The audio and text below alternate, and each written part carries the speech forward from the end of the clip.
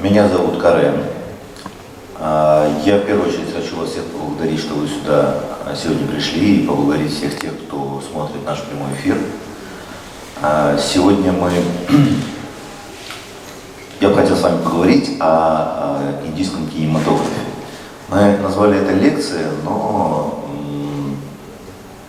я, в общем-то, не совсем историк, чтобы проводить исторические лекции, но о том, чем я занимаюсь и что я очень люблю, пожалуй, расскажу вам достаточно эмоционально. И, наверное, давайте назовем это все больше разговор, чем лекция. Во-первых, исходя из того, что я вас здесь вижу, исходя из того, что вы смотрите все сейчас, я предполагаю, что вы уже любители, по меньшей мере любители индийского кино. И, наверное, многое из того, о чем мы сегодня будем говорить, вы знаете, а может быть потом, после того, как я закончу свою прямую речь, мы можем с вами подискутировать на эти вопросы, и что-то новенькое войдет в следующую лекцию. Хорошо. Очень глубокая и очень интересная история индийского кинематографа. Надо сказать, что это самый большой кинематограф на планете, потому что самый большой по количеству картин на планете. Он уже многое и долгое время удерживает это самое лидерство. И история индийского кино, она началась еще в 1899 году. Тогда был снят первый фильм «Рестлер», и была создана первая кинокомпания в Индии. Называлась она The Royal Bioscope. И на сегодняшний день индийский кинематограф, индийское кино насчитывает огромное количество как уже контентной базы, и уже не говоря о фанатах и просто любителей во всем мире. И для нашей с вами страны это вообще достаточно близкая и далекая история, потому что когда-то индийское кино занимало чуть ли не половину экранов Советского Союза наряду с советским кино, и оно очень гармонично сливалось. И тогда, если я, конечно, буду сейчас говорить свое мнение, но, на мой взгляд, тогда был тот самый золотой век, когда у нас на экранах было только хорошее кино, в большинстве своем. Сегодня мы столкнулись с тем, это компания Indian Films, да, наверное, мне надо было представиться чуть шире. Меня зовут Карен Мирзаян, я являюсь генеральным продюсером компании Indian Films. На сегодняшний день на российском рынке это единственная компания, которая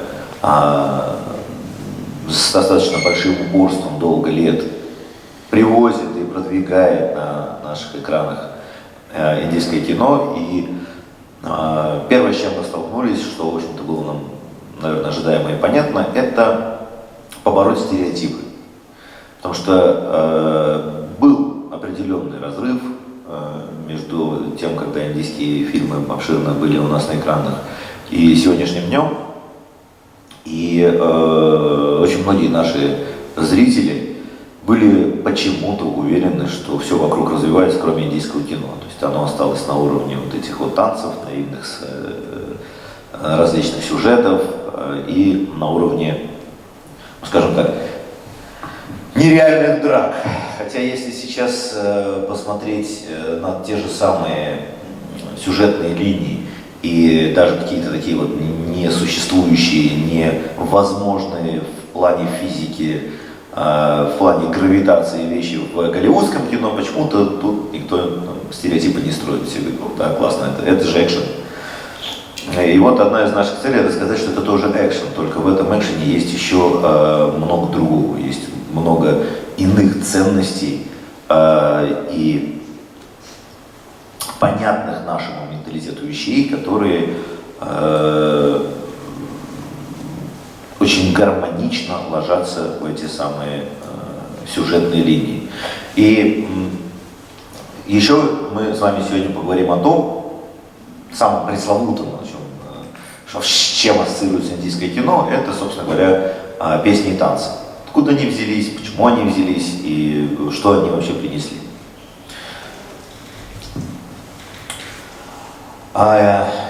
Всем нам известно, что Индия долгое время, почти век, даже чуть больше, была колонией Великобритании. Можно по-разному к этому относиться, и сами индийцы по-разному к этому относятся. Что привнесла Великобритания в Индию? Много очень спорных моментов, но мы говорим с вами про кинематограф. И в плане кинематографа, благодаря тому, что, в данной исторической парадигме, благодаря тому, что британцы находились в Индии появились фильмы братьев Люмьер. То самое прибытие поезда. И ввиду того, что англичане устраивали показы себе, естественно, на эти показы приглашалась какая-то часть индийской публики. Да, это была в основном элита, это были зажиточные индийцы. И они тоже видели эти картины, и у них, соответственно, зарождалась вот эта история, как можно и как нужно, и что такое вообще искусство кино в самом его зародыше.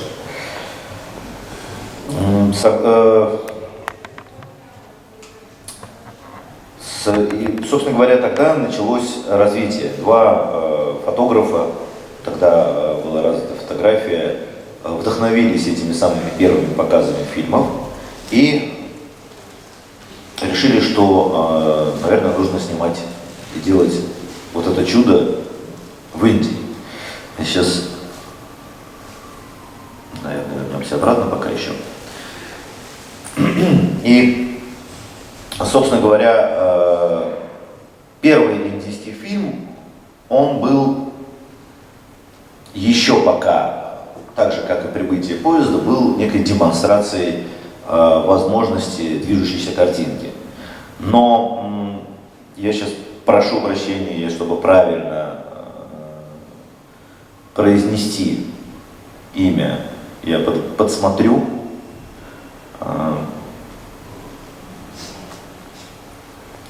Это был фильм и режиссер.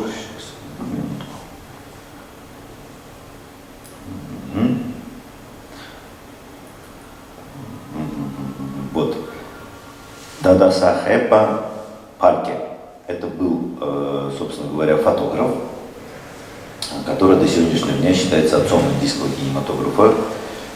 Почему? Потому что когда он увидел библейскую картину первую на экране, вот тогда ему пришла в голову мысль о том, чтобы снимать фильмы про индийскую культуру, индийскую религию, индийскую философию.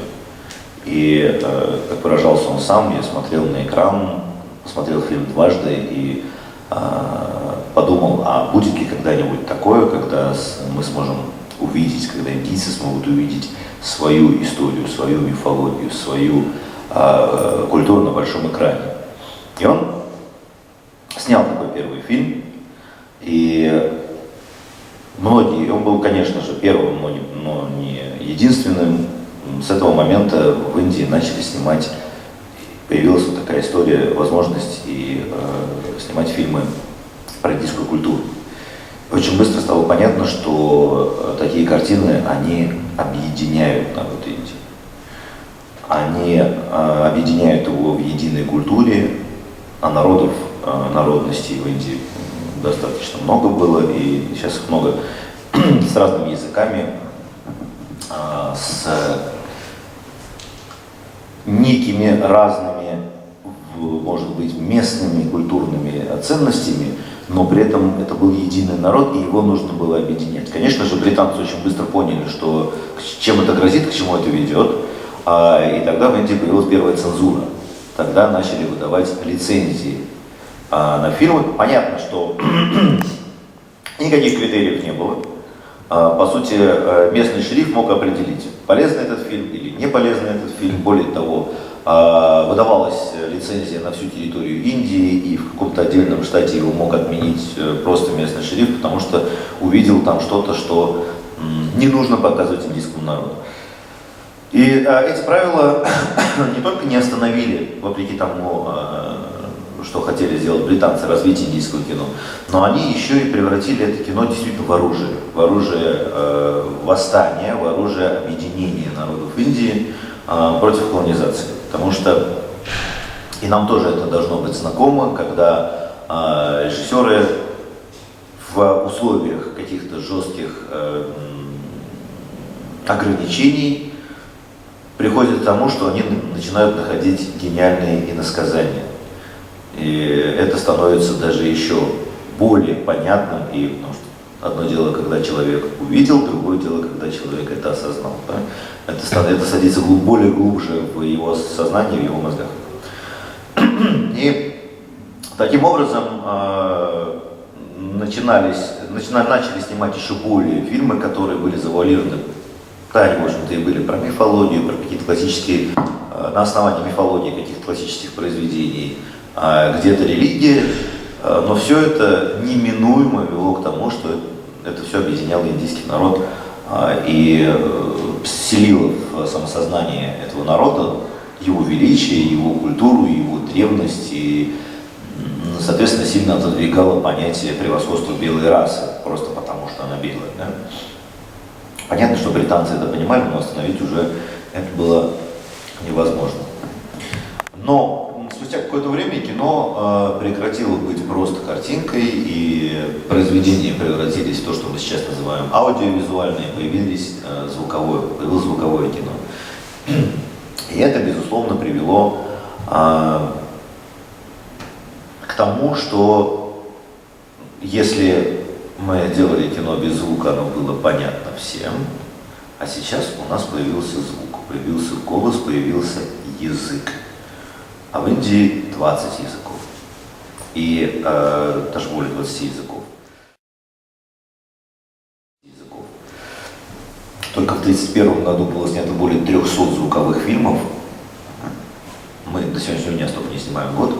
Значит, в 1931 году было снято более 300 звуковых фильмов, и звуковое кино усложнило задачу объединения народов, и начали с того, что делали только на двух основных языках, это хинди и урду, и начали, соответственно, возникла задача, а как теперь быть? Ну хорошо, два языка, два человека, две языковые группы будут приходить, понимать, видеть, осознавать и так далее, и так далее. Как же объединять другие? И тогда сначала сократили до минимума различные диалоги, чтобы было понятно действием, да, то есть понятные определенные эмоции: гнев, ненависть, злость, радость, любовь и минимум текста. А потом пришли к тому, что есть объединяющая Индию сущность, которая объединяет все народы без относительно их языка, без относительно их нахождения, без относительно их географии. Это те самые народные, культурные танцы и песни.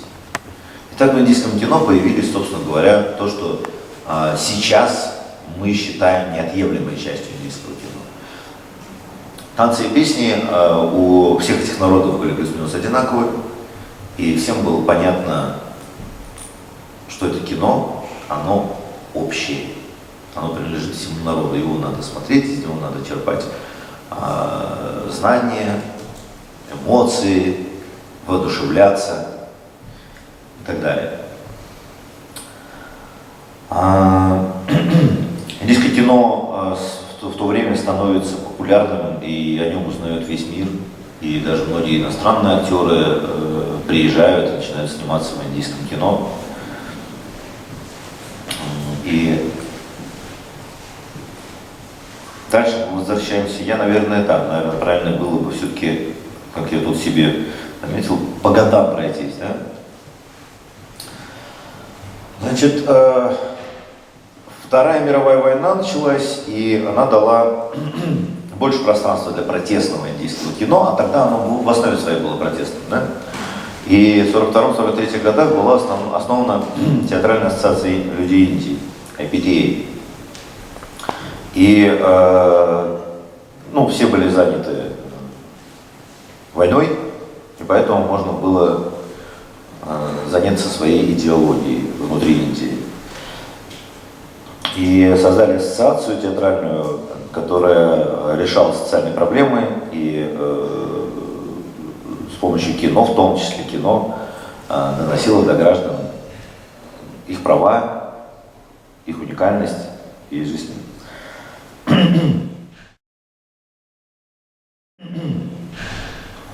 Соответственно, одна из ярких таких картин вышла в 1946 году.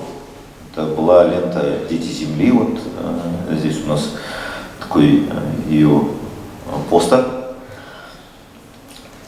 Это о бенгальском голоде 1943 года, в котором погибли миллионы людей. И это был на тот момент достаточно сильный и смелый продукт, сильный и смелый ход, фильм.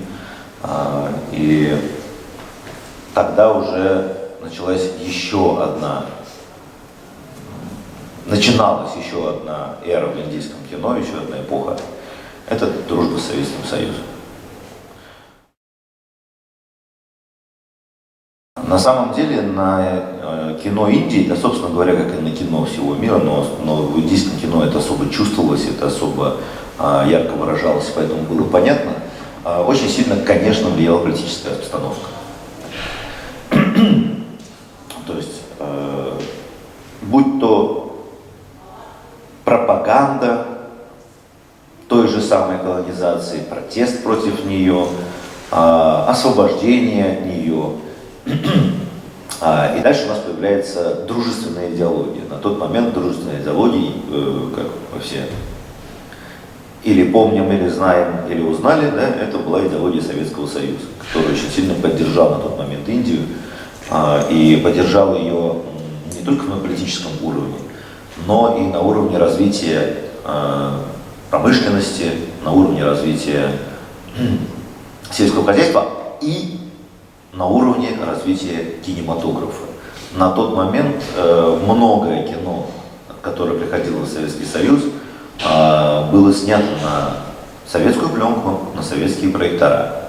То есть если первое оборудование, возвращаясь к фильмам «Братьев Люмьер», индийцы покупали в Великобритании, то теперь это оборудование появилось у них свое. В 1947 году Индия получает независимость от Великобритании, и появляется то, о чем я говорил, новый вектор. Соответственно, в этот момент ослабляется цензура, и уже как основное направление мифология и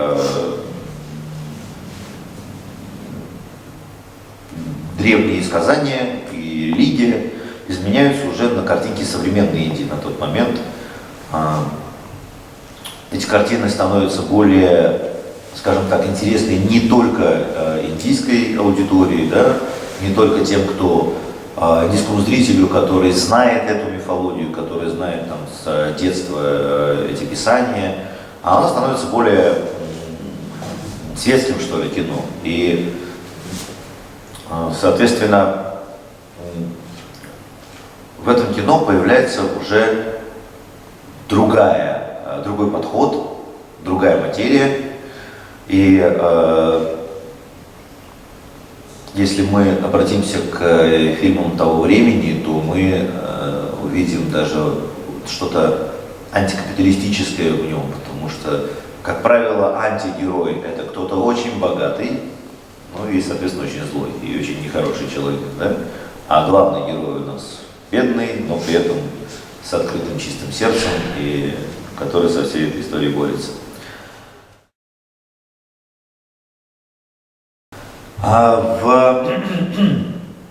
Уже в 50-х годах как раз ВОКС, это советское общество культурных связей, активно работало с Индией и, собственно говоря, с и поставляла техническое оборудование, и обучали. И можно сказать, наверное, что в какой-то момент Советский Союз включился и, ну, наверное, не создал, хотя сделал очень большой вклад в развитие индийского кинематографа как такового.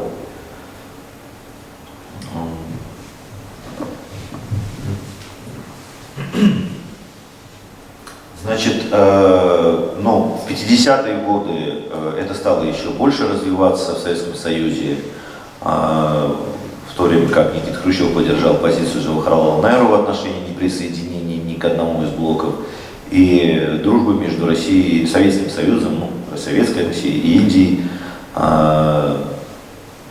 она стала достаточно близкой, достаточно однородной, и тогда было, собственно говоря, появилось и широко распространялось выражение «Руси, Индии, пай-пай». Кто-то слышал, что означало Россия и Индия, брат, ну, братья, брат-брат. И был достаточно глубокий культурный обмен на тот момент. Что еще из этого я бы хотел озвучить? На тот момент в Индии появился еще один свой уже цензурный документ, так называемый кинематографический акт.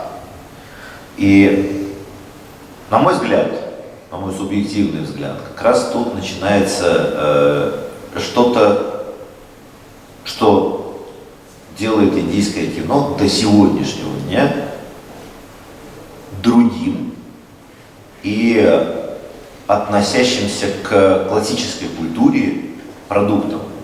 Потому что тот самый акт, он запрещал асоциальное поведение, жесткость, криминал, издевательство над детьми. Вот все отвратительное, что несет кинематограф, скажем так, все деструктивное, было запрещено. Деструктивное на тот момент, на взгляд, индийских властей. И, в общем-то, если посмотреть сегодняшнее индийское кино, можно сказать, что в основе своей, по большей части, несмотря на все влияние современного подхода, современного мира, оно сохранилось. И, ну, об этом мы поговорим после.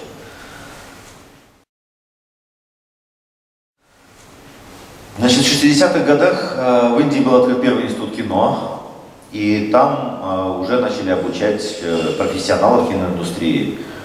В 2018 году очень многие мировые издания отнесли этот самый институт в список лучших кинематографических школ мира. Это действительно так. Соответственно, прошло уже много лет, и Индия уже давно избавилась от колониальной политики, и, в общем-то, в этой части, собственно говоря, протестное кино достигло своего максимума. И выросло новое поколение, которое, по большому счету, даже и не вспоминало, что и не хотело вспоминать, что было раньше. И тогда в Индии появляется коммерческое кино. Коммерческое кино все-таки с оглядкой на тот самый акт, с отсутствием в нем того, чего не хотелось бы. И в 70-х годах появляется новый жанр, который мы все помним, который нам сейчас и создавал, собственно говоря, те самые стереотипы. Это масала кино. Жанр масала. Он всегда включал в себя смешение различных жанров и сюжетных линий. Там были и танцы с песнями, и обязательно какие-то комедийные моменты, и там могла быть и философия в том числе. Это был некий такой фьюжн жанров, который, ну, наверное, единственная страна в мире, которая смогла это все совместить в одном видеопродукте. И, соответственно, с этого времени начинают активно развиваться голливудские студии, и количество студий и фильмов растет в геометрической прогрессии. В 1971 году Индия стала лидером в мировом рейтинге по количеству выпускаемых в год кино. Большая часть фильмов снималась понятной на языке хинди, и в городе Бомбей. Собственно говоря, эту студию в городе Бомбей мы знаем все как Болливуд. И более того, эта студия очень долгое время, до сегодняшнего дня, наверное, все индийское кино ошибочно называют Болливудом, хотя на сегодняшний день Болливуд снимает, ну, мне кажется, даже не половину индийского кино, потому что теперь есть очень много южноиндийского кино, это и Толливуд, это и Колливуд, то есть очень много студий совершенно разных. В 80-е годы в киноиндустрии Индии начался кризис. Потому как начало развиваться телевидение, и спрос на кино начал снижаться. И студии стали снимать очень много, ну, собственно говоря, нам тоже знакома эта история, и она была у нас с вами не в 80-е, а в 90-е годы, когда в попытке хоть как-то сохранить индустрию и в попытке продолжать снимать кино, студии уже начали снимать все подряд, что называется. И в этом все подряд, конечно, было очень много плохого, низкосортного кино. Но его снимали много просто ради какой-то коммерческой наживы. Тогда пропала история и понимание, что помимо того, что это коммерческая история, это все-таки творчество. И был смещен акцент в сторону коммерции. Нам тоже это знакомо. И со временем приходит понимание, что коммерчески успешный фильм, не несущий в себе ценности творческой, он и не будет настолько коммерчески успешным. Это будет вот некая сиюминутная какая-то история, которая так и возникла. С либерализацией индийской экономики в 1991 году и вступлением Индии в Всемирную торговую организацию произошел сдвиг в культурных ценностях, представленных в индийском кино. СССР распался, индийское кино окончательно покинуло наш рынок. Тогда наш рынок начал заливать другое кино. В индийском кинематографе в конце 90-х началась тенденция к сближению коммерческого и авторского кино. И первым фильмом в этом направлении стал фильм «Предательство». Он собрал много наград и впечатляющую кассу. И вот таким образом в 90-х годах произошло второй всплеск, вторая волна возрождения и роста индийского кино. Вот как раз когда стало понятно, что коммерческое и авторское кино, что коммерчески успешное кино, оно должно быть осмысленным, оно должно быть полноценным и самодостаточным. И тогда оно будет по-настоящему коммерческим, потому что вот то, что у нас в стране, ну, на мой взгляд, начинают понимать только сейчас. Индийцам повезло чуть больше, если это в 90-х годах.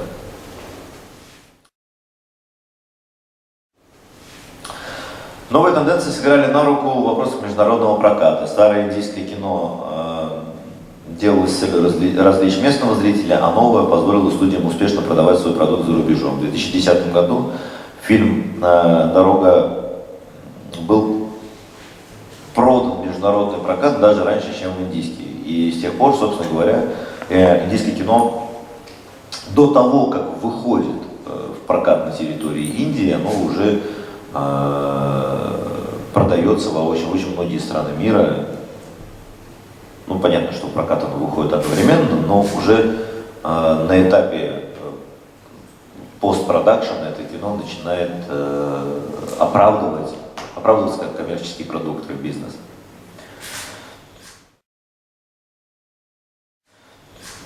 На сегодняшний день Индия действительно закрепила за собой звание самой производительной киноиндустрии, и ежегодно в Индии снимают более 2000 картин.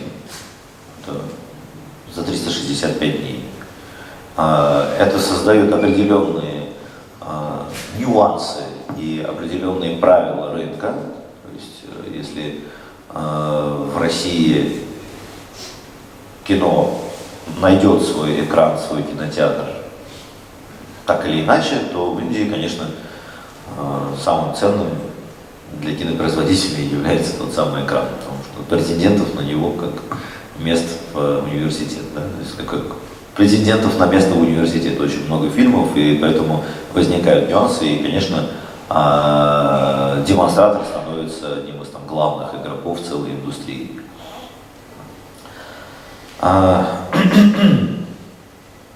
Сегодня мы видим картину, когда индийское кино по своим сборам зачастую и все чаще и чаще где-то мы этот самый мой рассказ называем «Догоняя Голливуд». Почему? Именно потому что определенные картины, они по коммерческим сборам в мире опережают определенные голливудские картины. То, что гонорары актеров уже давным-давно не только сопоставимы, а, скажем, Шахрух Хан на сегодняшний день по гонорарам, если я не ошибаюсь, 4-й в мире, включая голливудских актеров по количеству. И на сегодняшний день вот фильм «Бахубали. Начало», «Бахубали. Рождение легенды», «Арарар» тот же самый, это фильмы южноиндийские, это не Болливуд, но которые ежегодно с выходом на экраны собирают большую кассу и большое количество зрителей. Сегодня индийское кино это очень большие бюджеты, которые несопоставимы с тем, что было много лет назад, которые сопоставимы с большими блокбастерами Голливуда. И выпускаются они минимум на 4 языках одновременно. Вот, как мы уже говорили, это Болливуд, Колливуд, Ченнаи, это Толливуд, Молливуд, Бенгалу. И каждая из этих студий, из этих городов, из этих штатов, она самодостаточна и снимает такое же количество фильмов, как и когда-то Болливуд, и сопоставимы между собой по бюджетам и сборам. И в Индии сегодня более 9000 кинозалов. Для сравнения, у нас это 1450, если я не ошибаюсь. Ну, где-то вот в пределах. Понятно, что это население, да, но в соотношении к населению, конечно, у нас их больше. И эти кинозалы там, ну, они в основе своей всегда забиты зрителями, отказывают. Ну, как я уже говорил, гонорары индийских актеров, таких как Шахрух Хан, Прабхас, Амир Хан, Салман Хан, Дипика Падукон, Яш и многие другие, они достигают до 25 миллионов долларов за фильм, а то и больше, что, в общем-то, является достаточно высокими гонорарами. То есть уже там применяется та же самая практика, которая применяется в Голливуде, когда проще и понятнее главного героя, главного актера сделаться владельцем этого фильма, чем его использовать как актера. Бюджет кино, ну, это уже тоже, скажем так, не самая актуальная информация, уже достигает более 80 миллионов долларов, а сборы более 150 миллионов долларов. И фильмы окупают свои затраты еще до того, как они выходят на экраны, на продажах, на различные цифровые площадки, мировые. То есть мы говорим о Netflix, мы говорим о Amazon.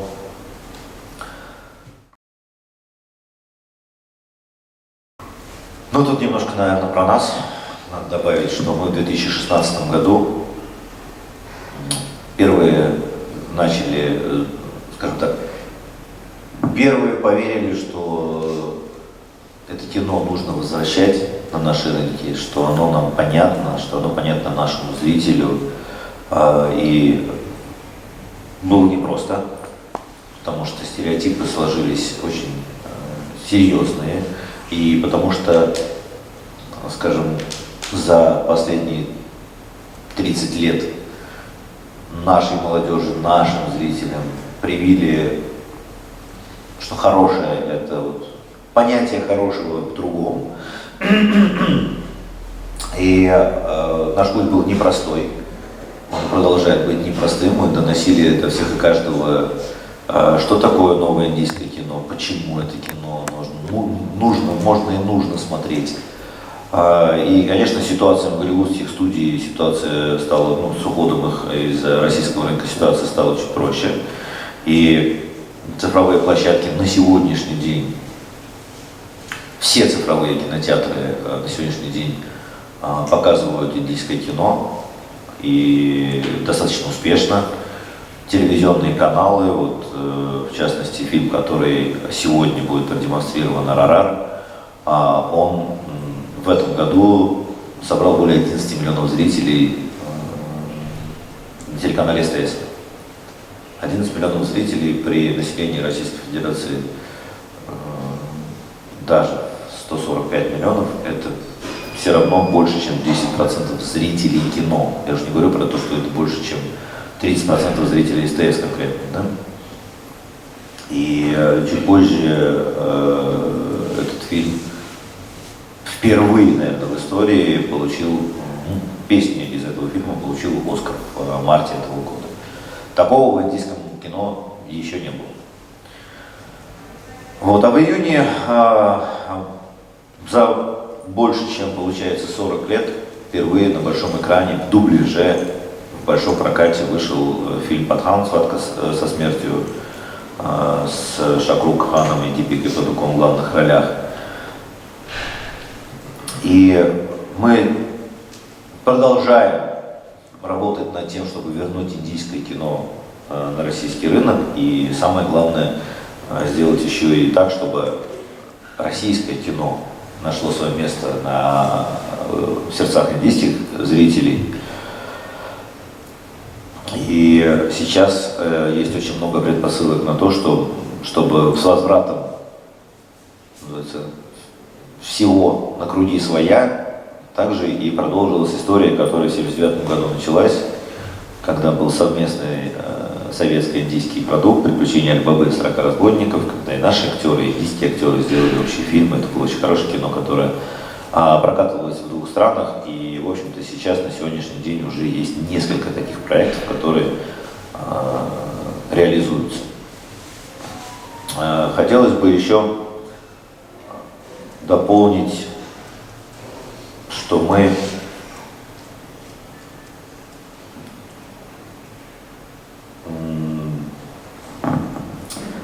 ежегодно проводим кинофестиваль, куда я вас всех с удовольствием приглашаю.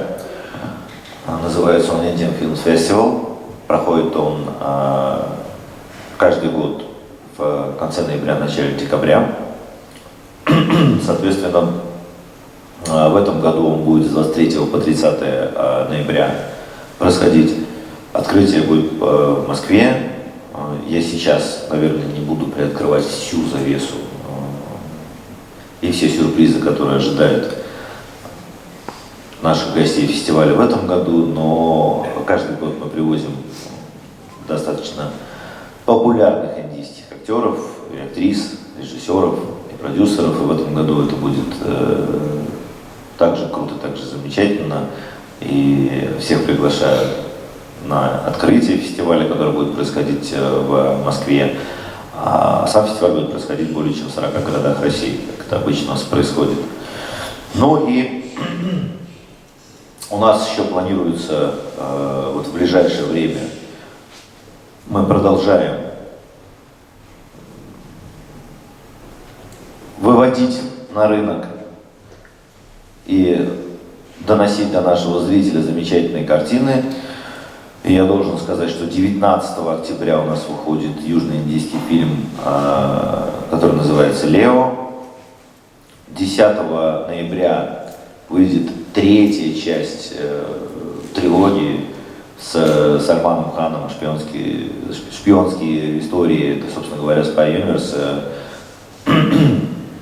Это такая, наверное, аналогия даже не с Бондиадой, а все-таки супергеройская история. Называется она «Тигр 3» с Сальманом Ханом в главной роли. 1 декабря выходит драма, очень хорошее кино, очень, скажем, многозначительное кино. Это вечные проблемы отцов и детей с Рамбиром Капуром в главной роли, называется «Животное». И 21 декабря у нас «Данки» с Шахрух Ханом в главной роли. И 25 января у нас «Файтер». Вот, собственно, всех хотел бы пригласить в кино, чтобы все наши зрители, те, кто не смотрел, к вам особенно. Вот, пожелание, посмотрите один раз. Я не устаю рассказывать историю свою, как я пришел к индийскому кино, и фильм, который я смотрел и любил, я долгое время даже не знал, что он индийский, и для меня это было открытие. И мне очень хочется, чтобы, во-первых, наш зритель смотрел такое кино, потому что, на мой взгляд, оно несет правильную миссию искусства, культуры. Ведь в чем главная, основная задача искусства и культуры? Сделать человека лучше и вдохновлять его на что-то большее. И я уверен, что вот такой вот симбиоз, что мы, наверное, вряд ли когда-нибудь примем какой-нибудь такой акт, запрещающий деструктивные истории, деструктивные действия в кино, но когда ты конкурируешь не с чем-то деструктивным, а с чем-то конструктивным, то ты тоже конкурируешь в конструктивном ключе. И я уверен, что такая конкуренция поможет и нашему кино вернуть свои позиции. Ведь у нас без особой скромности можно сказать, что творческий потенциал России, он не сравним, наверное, ни с кем в мире. И его нужно развивать, и развивать с хорошими, правильными конкурентами, назовем их так. А сейчас, пока это произойдет, и пока этот рынок станет, мы вместе импортозаместим и поможем индустрии развиться. Я бы еще хотел всех пригласить регистрироваться у нас на сайте, подписываться на новости, потому что мы там размещаем различную интересную информацию для тех людей, которым интересна эта культура индийского кино. Наши фестивали, коих уже на сегодняшний день 4 в год. Там вы раньше всех узнаете, кто приедет, когда приедет и куда приедет. Ну, наверное, все касаемо моей прямой речи. Я даже не знаю, как сказать, вопросы, наверное, не вопросы. Давайте обсудим что-нибудь. А у вас вопрос даже есть, да, давайте.